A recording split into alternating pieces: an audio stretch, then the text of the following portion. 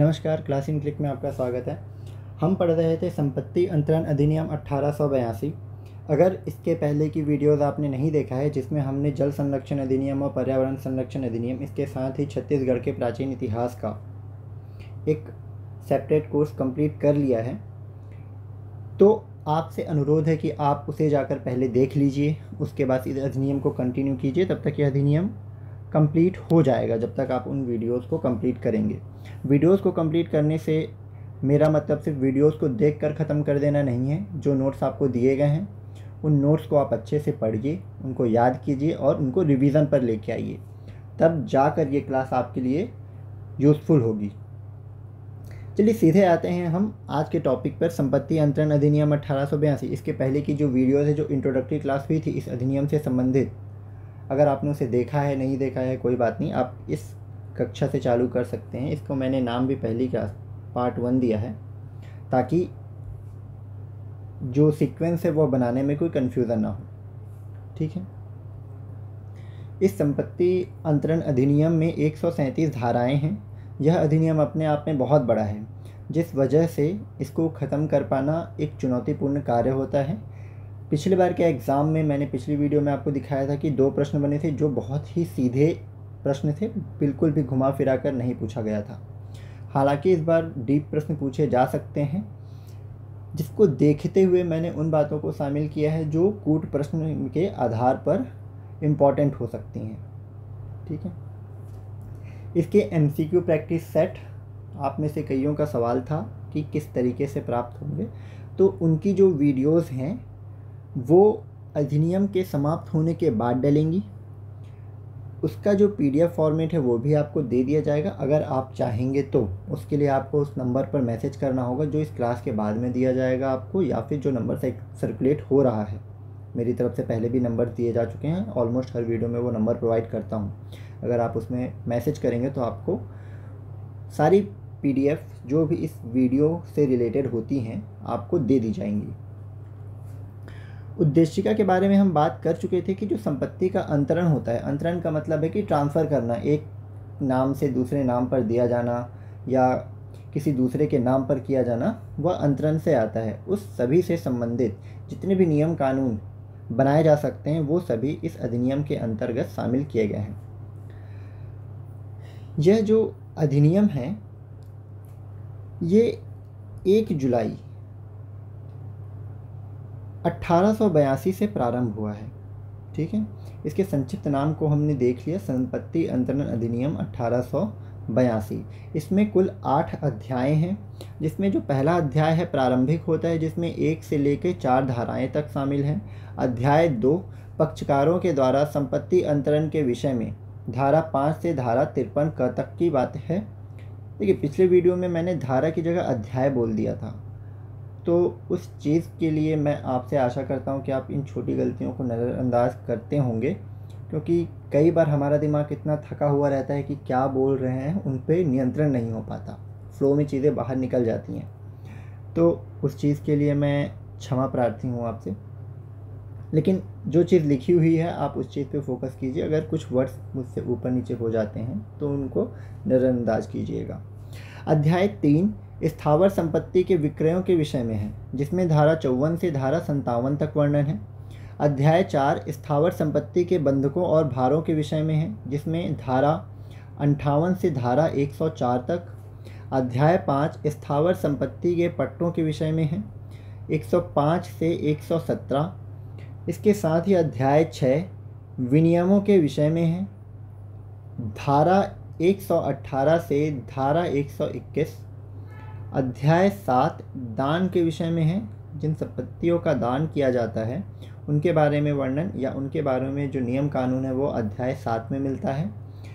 धारा 122 से धारा 129। इसके साथ ही जो अध्याय 8 है वो अनुयोज्य दावों के अंतरण के विषय में है, धारा 130 से धारा 137। इन सभी शब्दों का जो पढ़ने में थोड़े से कठिन लगते हैं, इन सब का ईजी डेफिनेशन आपको मैं बताऊंगा इस वीडियो में। लेकिन हाँ, वहाँ पर जहाँ पर इनका इस्तेमाल हो रहा होगा। ठीक है। अध्याय 1 के बारे में बात करते हैं तो प्रारंभिक है। पहला जो धारा है वह संक्षिप्त नाम का वर्णन करता है, इसके प्रारंभ को बताता है, इसका विस्तार कहाँ पे है इस बारे में बताता है। इसके विस्तार की बात करें तो संपूर्ण भारत में लागू होगा, सिवाय मुंबई, पंजाब और दिल्ली के। ठीक है, देखिए यह जो अधिनियम था 1882 में बना हुआ था। इसके बाद इसमें अनेक संशोधन हुए हैं। तो जो खंड ख वाले राज्य थे उस समय, उन पर यह अधिनियम लागू नहीं था, तो उसमें मुंबई, पंजाब और दिल्ली शामिल थे। तत्समय की बात हो रही है। धारा 2 अधिनियमों का निरसन किसी नए अधिनियम के लागू होने पर पुराने अधिनियमों को रद्द करने से संबंधित है। ठीक है। धारा 3 निर्वचन खंड से संबंधित है, जिस पर विभिन्न शब्दावली को परिभाषित किया गया है। स्थावर संपत्ति किसे कहेंगे, लिखित का क्या अर्थ है, अनुप्रमाणित का क्या अर्थ है, इन सभी का वर्णन धारा 3 में मिलता है। ठीक। स्थावर संपत्ति में याद रखेंगे कि इसके अंतर्गत खड़ी लकड़ी, उगती फसलें और घास नहीं आती हैं। यह कूट में प्रश्न बनने की संभावना हो सकती है कि निम्नलिखित में से किसे स्थावर संपत्ति में शामिल नहीं किया जाता। इस तरीके के प्रश्न बन सकते हैं, इसलिए मैंने इसको रखा है इसमें। ठीक है। लिखत से तात्पर्य गैर वसीयती लिखत है। अनुप्रमाणित का अर्थ लिखत का 2 या 2 से अधिक गवाहों द्वारा प्रमाणित होना। ठीक है, जिस भी वसीयत को लिखा जाएगा उसका अगर प्रमाण गवाहों के द्वारा कर दिया जाता है तो वह अनुप्रमाणित कहलाता है। अनुयोज्य दावे अचल संपत्ति के बंधक या चल संपत्ति के गिरवी से अलग किसी ऋण या जंगम संपत्ति में फायदे के हित में दावा से संबंधित है। मुझे नहीं लगता कि यह परिभाषा पूछी जाएगी, पर आप चाहें तो इसे 1-2 बार पढ़ सकते हैं ताकि आपके दिमाग में वो बातें रहें। धारा 4 संविदाओं से संबंधित अधिनियमितियों का संविदा अधिनियम का भाग और रजिस्ट्रीकरण अधिनियम का अनुपूरक समझा जाना। ये एग्जैक्टली वो लैंग्वेज है जो बेयर एक्ट में दी हुई है। चलिए इसे आसान शब्दों में समझते हैं। इसका मतलब ये है कि इस अधिनियम के जो अध्याय हैं या धाराएं हैं जो संविदाओं या अनुबंधों, संविदाओं का अर्थ अनुबंधों से लिया गया है, अनुबंध का अर्थ है कि जो करार किया जाता है, अगर वो अध्याय और धाराएं इन संविधाओं और अनुबंधों से संबंधित है तो वह भारतीय संविदा अधिनियम 1872 का हिस्सा होंगी। साथ ही साथ भारतीय रजिस्ट्रीकरण अधिनियम 1908 के सहायक के रूप में कार्य करेंगी। ठीक है, यह इसलिए किया गया है ताकि जो विभिन्न कानून हैं उनको एकीकृत किया जा सके। ठीक है, सिंपल सा कहने का मतलब ये है कि जो भी धाराएं इस अधिनियम में दी हुई हैं, अगर वो संविधाओं से संबंधित हैं तो वो इन अधिनियमों का भी हिस्सा होंगी। ठीक, इसके बाद बात करते हैं अध्याय 2 की, जो पक्षकारों के द्वारा संपत्ति अंतरण के विषय में जानकारी उपलब्ध कराता है, जिसमें धारा 5 संपत्ति के अंतरण की परिभाषा, धारा 6 क्या अंतरित किया जा सकेगा इस बारे में, धारा 7 अंतरण करने के लिए सक्षम व्यक्ति, धारा 8 अंतरण का प्रभाव और धारा 9 मौखिक अंतरण से संबंधित है।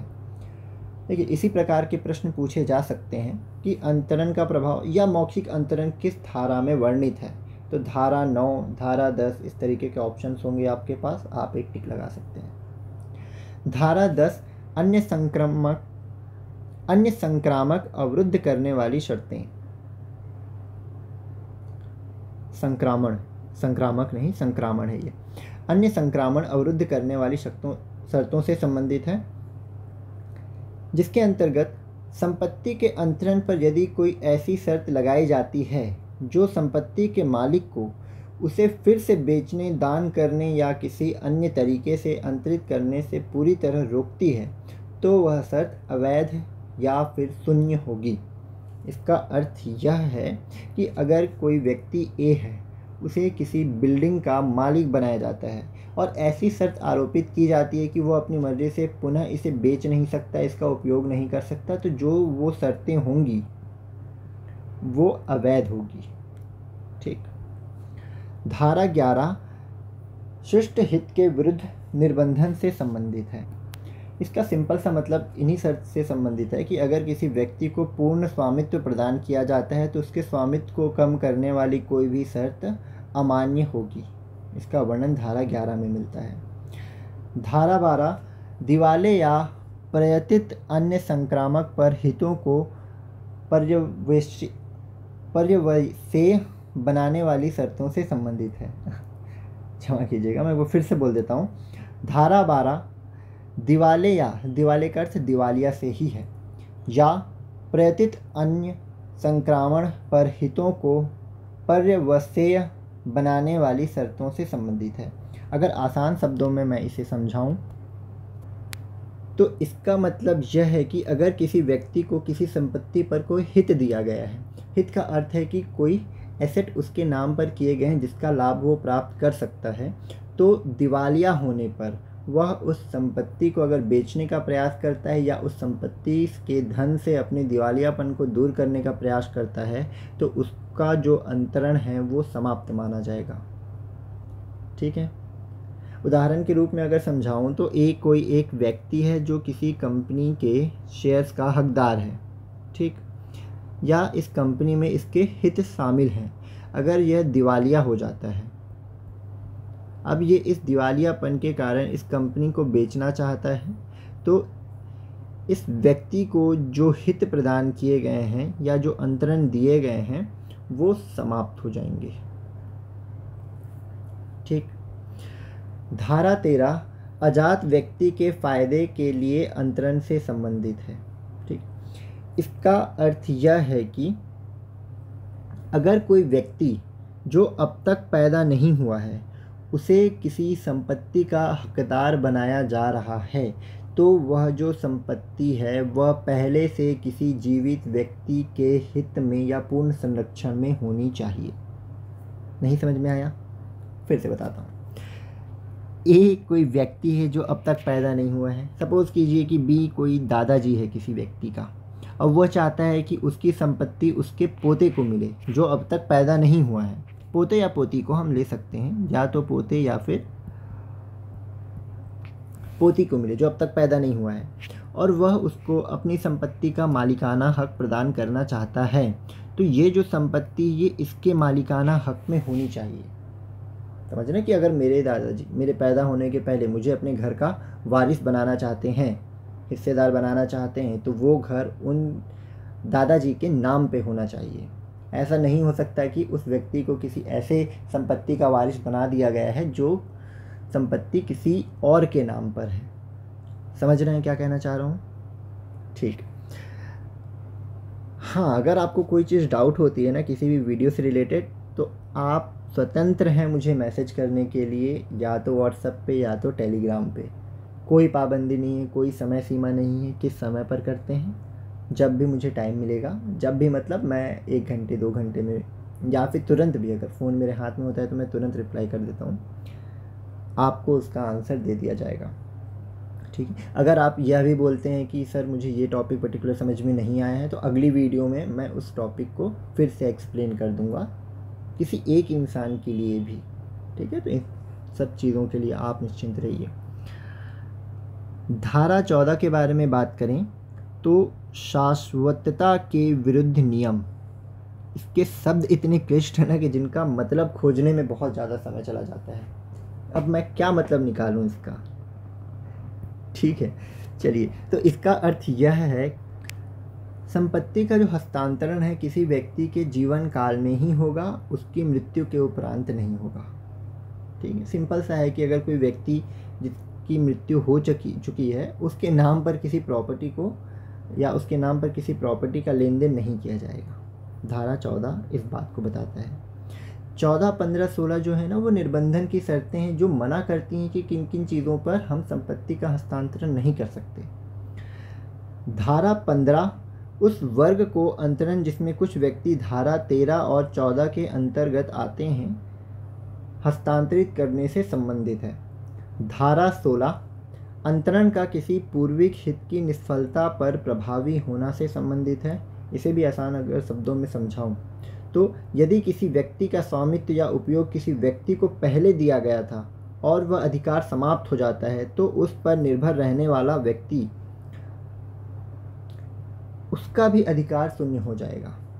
एग्जाम्पल से समझते हैं कि ए अगर कोई व्यक्ति है, वह यह बोलता है कि मेरे बाद, मान लेते हैं कि कोई दादाजी हैं, यह बोलते हैं कि मेरे बाद मेरी संपत्ति मेरे बेटे के पास जाएगी, ठीक है।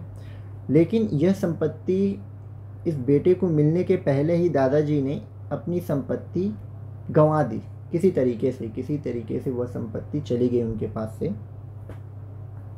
तो अब यह बेटा इस आधार पर कि मेरे पिताजी ने उस संपत्ति को मेरे नाम किया था, अब उस पर मेरा हक बनेगा, यह दावा नहीं कर सकता। अगर इनके पास संपत्ति नहीं है तो इनके पास भी संपत्ति नहीं होगी। उस संपत्ति की बात कर रहे हैं जिसके बारे में बात की गई थी, ठीक है। धारा 17 संचयन के लिए निर्देश से संबंधित है, सिर्फ इतना ही याद रखिए। इसके अंदर कुछ चीज़ें दी हुई हैं लेकिन इम्पॉर्टेंट नहीं है। धारा 18 लोक के फायदे के लिए शाश्वती अंतरण से संबंधित है। इसका अर्थ यह है, लोक के फायदे का अर्थ जो लोक के हित में हो, मंदिर, दान, धर्म, पूजा पाठ, इन सब चीज़ों से, शिक्षण संस्थाओं से संबंधित है। तो उसके लिए यह कहा गया है कि अगर कोई बात धारा 18 के तहत लोक के फायदे के लिए है, लोक हित के लिए है, तो धारा 14, 15, 16 के जो निर्बंधन है वो इन पर लागू नहीं होंगे, ठीक। धारा 19 निहित हित से संबंधित है। निहित हित का मतलब है कि जो भी हित स्थानांतरण के समय प्रदान किए जाएं, निहित हित के अंतर्गत आएंगे। धारा 20 अजात व्यक्ति अपने फायदे के लिए किए गए अंतरण पर कब निहित हित अर्जित कर सकता है। देखिए, ये जो टर्मिनोलॉजीज है ना, ये सारी वो भाषाएं हैं या वो लैंग्वेज है जो बेयर एक्ट में दी हुई है। ये मैंने नहीं बनाया, ना मुझे ऐसे शौक है इतनी क्लिष्ट हिंदी यूज़ करने का। तो इससे काम की बात निकालना बहुत मुश्किल टास्क हो जाता है। इसीलिए ये वीडियो आपके लिए इम्पॉर्टेंट हो सकती है, क्योंकि आपको इसमें सिर्फ जितनी बातें याद रखनी है वही मिलने वाली है। तो कंटिन्यू कीजिए जब तक सीएमओ की पोस्ट का नोटिफिकेशन नहीं आ जाता है। मान के चलिए कि सीएमओ की पोस्ट का नोटिफिकेशन आएगा और वन डे एग्ज़ाम ही होगा। उसके पहले बात कर लेते हैं धारा 20 क्या होता है। भटक जाता हूँ मैं कभी कभी पढ़ाते हुए।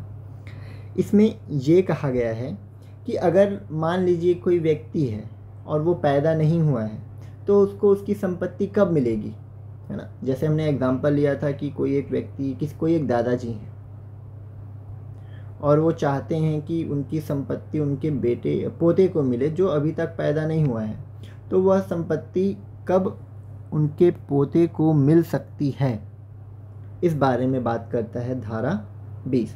तो इसमें लिखा गया है कि जैसे ही वो व्यक्ति पैदा होगा, जन्म लेगा, उसी समय वह संपत्ति उस व्यक्ति के नाम कर दी जाएगी, भले ही वह उस संपत्ति का उपयोग ना कर पाए, ठीक है।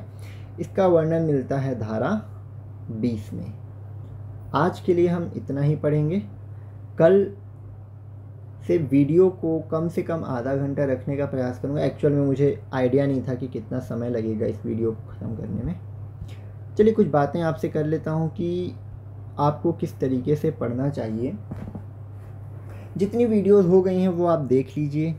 जो सब्जेक्ट्स हैं जैसे हिंदी है ना, इंग्लिश, इनको आप कंटिन्यू रखिए, क्योंकि अगर आप तैयारी कर रहे हैं कुछ समय से तो आप ये जानते हैं कि ये गोल्डन सब्जेक्ट्स हैं जो आपको अर्थ से फर्श तक ला सकते हैं और फर्श से अर्थ तक लेकर जा सकते हैं। इनके साथ ढिलाई करना मतलब रेस में पहले से ही स्लो लर्नर होकर दौड़ना या स्लो रेसर होकर दौड़ना, ठीक है। तो इन वीडियोस को आप कीजिए। सीजी हिस्ट्री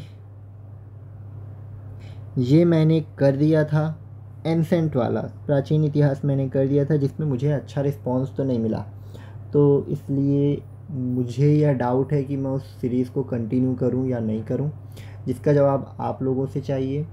अगर आपको वीडियो पसंद आती है तो आप लाइक करके जाइए, डायरेक्ट मैसेज कर दीजिए कि हाँ सर अच्छी लगी। कोई ऐसी चीज़ें लगती हैं जो सुधार करनी चाहिए, डायरेक्ट मैसेज कर दीजिए कि सर आप ये ऐड कर सकते हैं।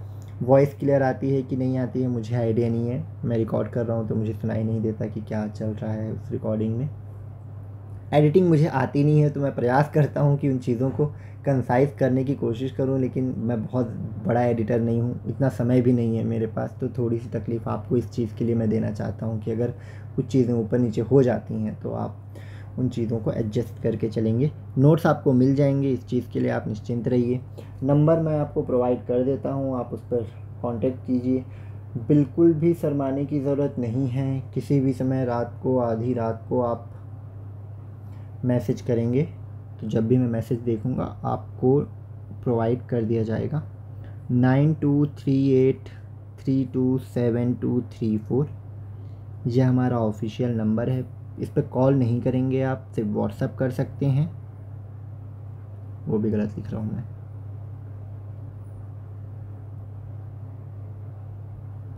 या फिर टेलीग्राम पर मैसेज कर सकते हैं, आपको नोट्स मिल जाएंगे। सिर्फ हाई करके भेजिए, आपको नोट्स मिल जाएंगे। कोई डाउट होता है मैसेज कीजिए, कोई सजेशन होता है मैसेज कीजिए, कोई नोट्स चाहिए आप मैसेज कीजिए। बाकी वीडियोस आपको मिलती रहेंगी जब तक सीएमओ का एग्ज़ाम नहीं हो जाता और जब तक आपका एग्ज़ाम नहीं निकल जाता है, तब तक इस चैनल पर वीडियोस डलती आएंगी। आपका काम सिर्फ यही है कि आपने सब्सक्राइब नहीं किया है, सब्सक्राइब कीजिए। आपके दोस्तों को ज़रूरत है उन्हें शेयर कीजिए, आपके भाइयों को बहनों को ज़रूरत है आप उन्हें शेयर कीजिए। प्रयास कीजिए कि वीडियोस अच्छे बने, तो उसके लिए सुधार क्या करना है वो बताइए। मतलब प्रयास हमें करना है, आप प्रयास कीजिए कि आप जो गलतियाँ होती हैं उन्हें समझाइए। चलिए ठीक है, काफ़ी बातें हो गई, अब मिलते हैं अगले वीडियो पे। धन्यवाद।